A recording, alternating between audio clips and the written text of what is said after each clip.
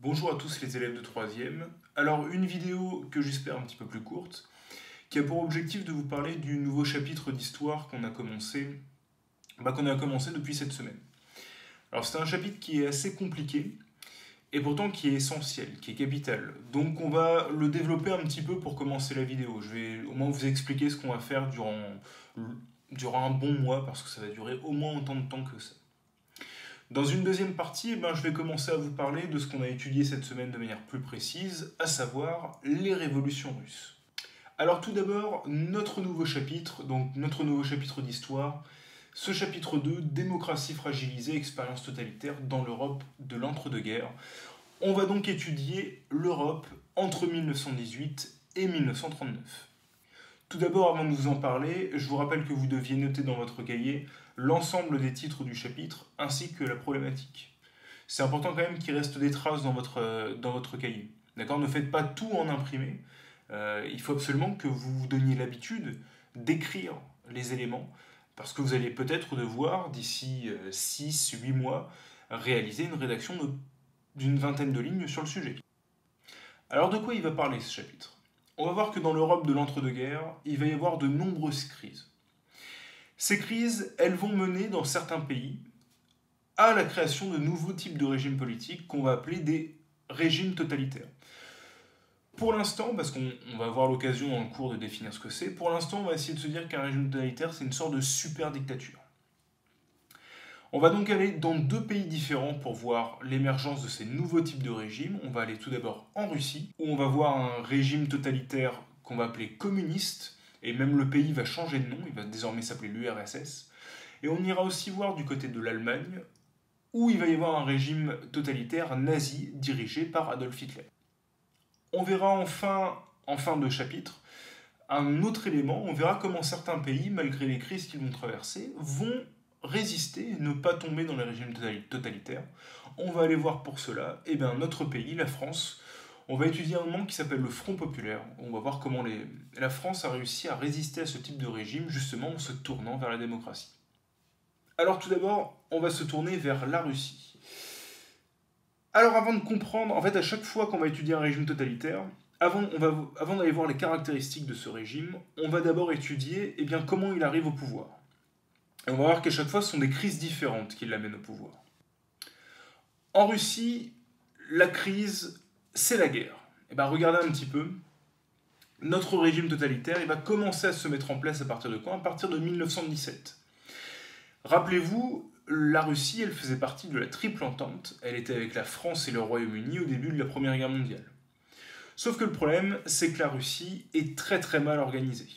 Il y a de gros soucis en Russie. En fait, la Russie, elle a toujours 2 siècles de retard. C'est-à-dire qu'elle est restée avec le même niveau d'organisation que ce qu'on avait au XVIe, XVIIe, XVIIIe siècle. Qu'est-ce que ça signifie? Ça signifie qu'en Russie, durant la Première Guerre mondiale, vous avez toujours un empereur tout-puissant, qui ressemble un petit peu à un monarque absolu que vous avez étudié en quatrième.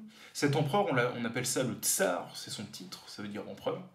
Et là, actuellement, c'est le tsar Nicolas II, qui a donc tous les pouvoirs. Et en dessous de lui dans la société, ceux qui dirigent, ce sont des nobles. Des nobles comme vous avez vu en quatrième, comme vous avez vu même au Moyen-Âge. Donc la Russie, c'est un pays qui a toujours un fonctionnement assez ancien. Et ce fonctionnement assez ancien, il va très mal avec la guerre moderne. Ce qui fait que le pays est très très mal organisé. Bah oui, parce que ces nobles, en réalité, ils ne sont pas formés. Ils ne sont pas très bien formés pour être généraux, ils ne sont pas très bien formés pour diriger le pays. Pourtant, c'est eux qui font les deux. C'est eux qui dirigent l'armée, c'est eux qui dirigent le pays.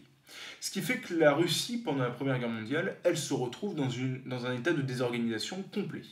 C'est la plus grande armée du conflit et pourtant c'est la moins efficace. Et à l'arrière, la population, elle commence à manquer énormément de nourriture. Vous vous souvenez qu'on avait parlé de pénurie pendant cette guerre?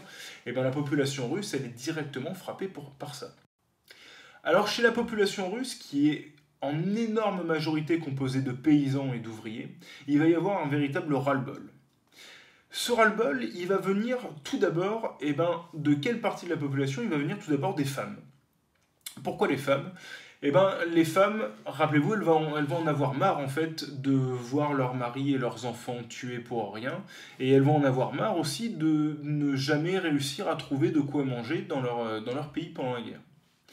Alors ce qui va se passer, c'est que pendant la journée de la femme, qui a lieu en février 1917, eh ben, les femmes, accompagnées de quelques ouvriers qui n'ont pas été au combat, vont organiser une sorte de manifestation géante à Pétrograd. Pétrograd, c'est ce qu'on appelle aujourd'hui Saint-Pétersbourg, c'est la capitale à l'époque de la Russie. Une manifestation géante qui a pour objectif de vouloir faire changer les choses, de demander à l'empereur, au tsar, de changer sa politique. Le problème, c'est que la réaction du tsar, elle est assez inattendue. C'est-à-dire qu'il va faire tirer dans la foule, dans cette foule de femmes et de manifestants. Ça va avoir la conséquence que désormais, les manifestants ne vont pas avoir seulement pour objectif de changer la façon de penser du tsar, ils vont vouloir tout simplement le renverser. Et donc en fait, ils vont continuer leur manifestation, au point d'ailleurs que l'armée et la police vont rejoindre la manifestant. À partir du moment où un régime politique perd sa police, il n'a plus de moyens de se protéger. Et donc à partir du moment où la police ne lui répond plus, le tsar n'a pas d'autre choix, il abdique. Ça veut dire qu'il abandonne le pouvoir. En février 1917, vous avez donc ainsi la première révolution russe, une révolution complètement spontanée, plusieurs jours de manifestations, qui donne lieu à l'abdication et à la fin du pouvoir de l'empereur qui était là depuis des générations et générations. Alors maintenant que le tsar est renversé, la grande question en Russie, c'est qu'est-ce qui va venir après? C'est souvent le problème dans les révolutions. Qu'est-ce qu'on fait une fois qu'on a réussi à renverser le pouvoir? Eh bien en Russie, on va avoir un moment un petit peu compliqué. Alors, on va mettre en place une république démocratique. D'ailleurs, il va y avoir de nombreuses élections. Des élections, d'ailleurs, et une représentation un petit peu particulière qui va se faire à travers des conseils. C'est-à-dire qu'il va y avoir des conseils dans tout le pays qui vont se créer. Pas seulement dans la capitale, mais il va y avoir des conseils de quartier, des conseils d'usine, ce qu'on appelle en Russie des soviets. Vous verrez que ce nom, on va en reparler un petit peu plus tard. En tout cas, il va y avoir du coup une sorte de démocratie spontanée qui va se mettre en place, avec des élections. Ces élections, elles vont porter au pouvoir des gens qui sont certes des démocrates, qui sont pour les libertés, pour que désormais en Russie les gens soient libres, qu'il y ait la liberté de la presse, la liberté d'expression. Il y a un seul problème avec ces nouveaux élus, c'est qu'ils restent complètement pour la guerre. Pour eux, il faut quand même continuer à vaincre l'Allemagne. Et ça va tout de suite les rendre extrêmement impopulaires auprès du peuple, parce qu'une grande partie des gens n'en peuvent plus de la guerre et veulent la paix. Alors ce désordre après la Révolution, il va profiter à une personne et à son petit groupe d'alliés. Cette personne, c'est Lénine. Alors Lénine, qui est-ce? Lénine, on l'appelle Vladimir Ilitch Ulyanov, c'est son véritable nom. Lénine, c'est un surnom. Ça veut dire l'homme de la Léna. Pourquoi il s'appelle comme ça? C'est parce qu'il avait été prisonnier un jour et qu'il a réussi, pour fuir sa prison, à se jeter dans un fleuve glacé qui s'appelait la Léna, d'où il a tiré son surnom de Lénine. Bref, ce Lénine, c'est un penseur communiste. Et là, vous allez me dire, qu'est-ce que c'est que le communisme? Pour vous expliquer ce qu'est le communisme, il va falloir revenir un petit peu sur votre programme de 4e. Vous devez vous souvenir normalement que vous avez vu en 4e l'organisation de la société européenne, qui est désormais organisée en 2 classes sociales principales. Une classe minoritaire, mais qui possède les richesses et les usines, qu'on appelle les bourgeois. Et de l'autre côté, une classe majoritaire, qui représente 60 à 80% de la population, qui est composée des ouvriers et des paysans, qu'on appelle le prolétariat. C'est-à-dire des gens qui travaillent de leurs mains. Entre ces 2 catégories sociales, les inégalités sont extrêmement importantes. Et le fait que ces inégalités soient très très importantes, le fait que les bourgeois possèdent tout, et qu'en plus les bourgeois possèdent aussi tout le pouvoir politique, ça va révolter notamment une personne qu'on appelle Karl Marx. Karl Marx, c'est un penseur du 19e siècle qui va avoir pour idée que plutôt que ce soit les bourgeois qui dirigent, qui possèdent les usines et les richesses, pourquoi on ne supprimerait pas cette catégorie sociale? On reprendrait leurs richesses et leurs usines et on les répartirait entre tous les ouvriers qui seraient désormais ceux qui dirigent les différents pays. Pourquoi faire ça? Eh ben, dans l'objectif de Karl Marx, c'est pour imposer ce qui est selon lui la valeur la plus importante, l'égalité. Pour qu'il y ait de l'égalité entre tous les hommes, il ne faut pas que ce soit les bourgeois qui dirigent, il faut que ce soit les ouvriers et les paysans. Cette idéologie qui promeut l'égalité, qui promeut le fait que les ouvriers doivent diriger, c'est ce qu'on appelle le communisme. Et le communisme, c'est l'idéologie à laquelle croit notre Lénine en Russie. Alors on revient sur notre Lénine en Russie, donc Lénine qui est communiste, qui est soutenu par des communistes qu'on appelle en russe des bolcheviks. Au début de la Révolution, il n'est pas très populaire. Cette idée de renverser quand même les classes sociales, de répartir les usines et les terres, enfin, ça a l'air très flou pour les gens, ça n'a pas l'air très réaliste, bref, il n'y a pas grand monde qui s'y intéresse. Mais Lénine, il se rend bien compte que le pouvoir actuel, il n'est pas du tout populaire à cause de sa volonté de poursuivre la guerre. Du coup, Lénine, il va mettre en avant son objectif de paix. Il va dire, nous les communistes, ce qu'on cherche avant tout, c'est la paix. Ça déjà, ça va lui permettre de gagner en popularité en Russie en 1917. Et puis il y a autre chose quand même, c'est que Lénine, c'est pas seulement un penseur, c'est aussi un très bon révolutionnaire. Et même s'il a très peu d'hommes avec lui, ils sont bien armés, ils sont bien organisés. Un jour d'octobre 1917, ce qu'il va faire, c'est qu'il va envoyer tous ses hommes, ils sont quelques milliers à peine, mais dans tous les endroits importants de la ville de Petrograd. Il va les envoyer au Parlement, il va les envoyer dans les locaux des journaux, etc.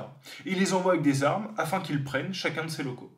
Une fois qu'ils les ont, c'est bon, ils ont le pouvoir. Qu'est-ce que Lénine vient de faire? Il vient de prendre le pouvoir par la force, en fait, en l'espace d'une journée, avec quelques hommes, avec une poignée, avec quelques milliers d'hommes. C'est ce qu'on appelle, rappelez-vous, un coup d'État. En octobre 1917, c'est donc la deuxième révolution russe, celle qui amène Lénine et les communistes au pouvoir. Alors, arrivé au pouvoir, Lénine va tout de suite essayer de mettre en place plusieurs de ses idées. C'est ce que je vous avais demandé, c'était la question 3 que je vous avais donnée. Et vous avez pu voir que dans les premières décisions qu'il prend, déjà il fait la paix avec l'Allemagne. Alors c'est une paix très coûteuse pour la Russie. Rappelez-vous, ils vont perdre une grande partie des territoires de l'Ouest, ce qui va permettre de créer la Pologne, l'Estonie, la Lituanie, etc. Mais il met la paix, il applique le programme qu'il a dit. D'autre part, il va aussi appliquer son programme politique communiste. Il reprend toutes les terres aux bourgeois, aux nobles, aux grands propriétaires. Toutes les terres sont prises et sont désormais dirigées par qui? C'est la petite particularité du communisme, c'est que vu qu'on reprend les terres à des gens, les terres ensuite et les usines sont dirigées par l'État. Le souci, c'est que vous vous en doutez, lorsqu'on reprend des terres à des gens, ça va susciter des oppositions. Et pour mettre fin aux oppositions, dès le début, Lénine, il va réduire certaines libertés, et notamment réduire la liberté de la presse. Ça veut dire que les journaux qui seront opposés à lui et à ses idées, ils seront censurés, voire ils seront interdits.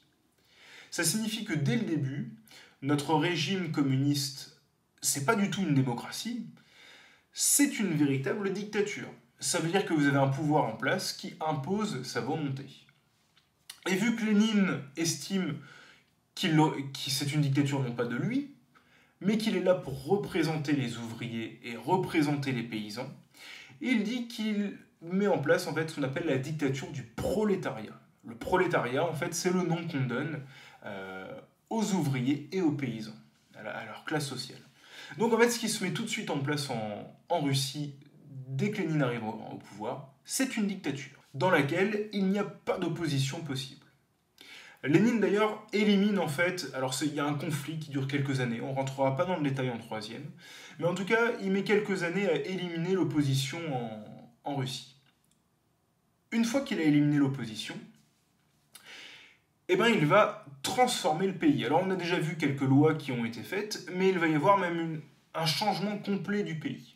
Ce changement, on va pouvoir le percevoir tout de suite. Pourquoi? Parce que ce qui va tout de suite changer, c'est déjà le nom du pays.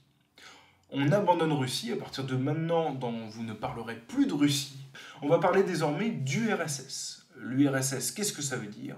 Ça veut dire Union des républiques socialistes soviétiques, Si vous voulez vous aider à vous en souvenir, regardez les 2 S, les mots sont dans l'ordre alphabétique. Donc, déjà, le pays, du coup, s'appelle désormais l'URSS. On va aussi complètement changer ses symboles.